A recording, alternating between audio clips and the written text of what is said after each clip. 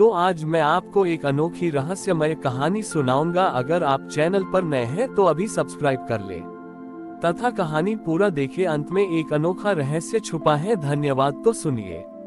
एक समय की बात है, कैलाश पर्वत की तलहटी में नंदिनी नाम की एक छोटी कन्या रहती थी। नंदिनी जन्म से बोल नहीं सकती थी, लेकिन उसकी आंखें बहुत गहरी और शांत थीं। वह हर सुबह जंगल से जंगली फूल चुनती और उन्हें एक पुरानी गुफा के द्वार पर रख आती थी। उस गुफा के अंदर कोई मूर्ति नहीं थी, बस एक गहरी शांति व्याप्त थी जिसे नंदिनी महादेव का रूप मानती थी। गांव के लोग नंदिनी का मजाक उड़ाते थे। वे कहते, न तो यह मंत्र बोल सकती है, न ये शिव की महिमा गा सकती है, भला इसकी पूजा महादेव तक कैसे पहुंचेगी। नंदिनी उनकी बातें सुनती, मुस्कुराती और अपने काम में लग जाती। उसके लिए मौन ही उसकी प्रार्थना थी। एक बार उस क्षेत्र के सबसे बड़े विद्वान पंडित तपोनिधि वहां से गुजरे। उन्होंने सुना कि एक मौन कन्या बिना किसी अनुष्ठान के शिव की पूजा करती है। वे नंदिनी के पास पहुंचे और बोले, पुत्री, शिव तो नाद ध्वनि के देवता हैं। वे डमरू की गूंज और वेदों के पाठ से प्रसन्न होते हैं। तुम जो यह मौन रहकर फूल चढ़ाती हो, ये तो केवल एक क्रिया है, भक्ति नहीं। नंदिनी ने कुछ नहीं कहा। उसने बस एक सूखे पत्ते पर कोयले से एक गोला बनाया और उसके बीच में एक बिंदु रख दिया। पंडित जी समझ नहीं पाए। उन्होंने उसे शास्त्रार्थ की चुनौती दी, कल मैं यहाँ शिव का आह्वान करूंगा और यदि तुम्हारे मौन में शक्ति हुई तो महादेव तुम्हें उत्तर देंगे। अगले दिन पंडित जी ने गुफा के बाहर विशाल यज्ञ शुरू किया। वे ऊंचे स्वर में मंत्र पढ़ने लगे, आहुतियां दी गईं और पूरा वातावरण मंत्रों से गूंज उठा। लेकिन गुफा के अंदर से कोई हलचल नहीं हुई। अंत में पंडित जी थककर बैठ गए। अब नंदिनी की बारी थी।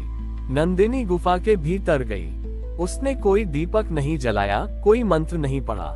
वह बस चुपचाप गुफा के अंधेरे में बैठ गई और अपनी आंखें बंद कर ली। देखते ही देखते गुफा के भीतर से एक ऐसी सूक्ष्म ध्वनि निकलने लगी जो डमरू की आवाज जैसी थी, पर वह बाहरी कानों से नहीं बल्कि हृदय से सुनाई दे रही थी। अचानक गुफा की दीवारों से जल की छोटी छोटी धाराएं फूटने लगी और वे सब मिलकर एक ओम की आकृति बनाने लगी। पंडित जी चकित रह गए। तभी गुफा के अंधेरे से एक तेजस्वी दिव्य पुरुष बाहर आए। वे स्वयं आदिगुरु शंकर थे। महादेव ने पंडित तपोनिधि की ओर देखा और बोले, विद्वान, तुम्हारे मंत्रों ने मेरे कानों को छुआ, लेकिन नंदिनी के मौन ने मेरे हृदय को छू लिया। शब्दों में अक्सर अहंकार छिप जाता है, लेकिन मौन में केवल सत्य बचता है। नंदिनी ने मुझे तब पाया जब उसने खुद को शून्य कर लिया।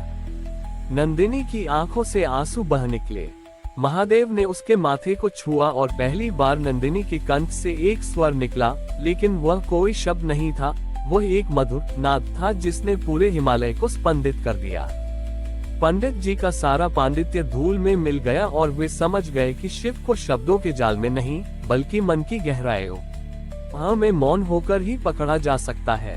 उस दिन से वह गुफा मौन गुफा के नाम से जानी जाने लगी, जहां आज भी भक्त अपनी बातें कहने नहीं बल्कि महादेव को सुनने जाते हैं। नंदिनी को महादेव द्वारा दिए गए उस नाद स्वर की गूंज केवल उस गुफा तक सीमित नहीं रही। वह दिव्य स्वर नंदिनी के भीतर एक ऐसी ऊर्जा बनकर बस गया कि वह जिस भी मुरझाए हुए पौधे को छूती वह खिल उठता और जिस भी रोगी के पास बैठती उसका कष्ट दूर हो जाता। गांव वाले जो कभी उसका उपहास उड़ाते थे, अब उसे शिव की बेटी कहकर सम्मान देने लगे। लेकिन इस चमत्कार की खबर जब पड़ोस के एक विलासी नगर के लालची व्यापारी धनपाल तक पहुंची, तो उसके मन में एक पापपूर्ण छोटी विचार आया।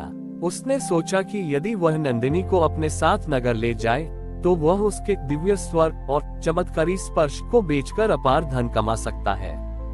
धनपाल अपने सैनिकों के साथ उस मौन गुफा के पास पहुंचा। उसने नंदिनी को प्रलोभन दिया, बिटिया, तू यहाँ पत्थरों के बीच क्या कर रही है? मेरे साथ नगर चल, मैं तुझे रेशमी वस्त्र पहनाऊंगा और स्वर्ण के आभूषण दूंगा। नंदिनी ने शांति से अपनी आंखें बंद कर ली। वह समझ गई थी कि धनपाल की आंखों में भक्ति नहीं, लोभ है। जब नंदिनी ने जाने से मना कर दिया तो धनपाल ने बल प्रयोग करने का आदेश दिया।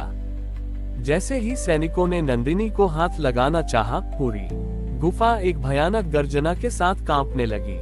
गुफा के भीतर से वही नाद स्वर निकला जो नंदिनी को महादेव ने दिया था, लेकिन इस बार वह शांत नहीं था। वह स्वर रुद्र गर्जना में बदल गया। धनपाल और उसके सैनिक डर के मारे वहीं जम गए।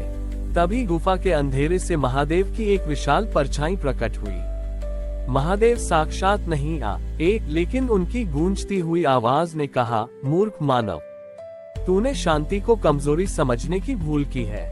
नंदिनी का मौन मेरी तपस्या है और उसका स्वर मेरा त्रिशूल। जो भक्त निस्वार्थ होता है, उसकी रक्षा के लिए मुझे शस्त्र उठाने की आवश्यकता नहीं पड़ती, उसकी श्रद्धा ही उसका कवच बन जाती है।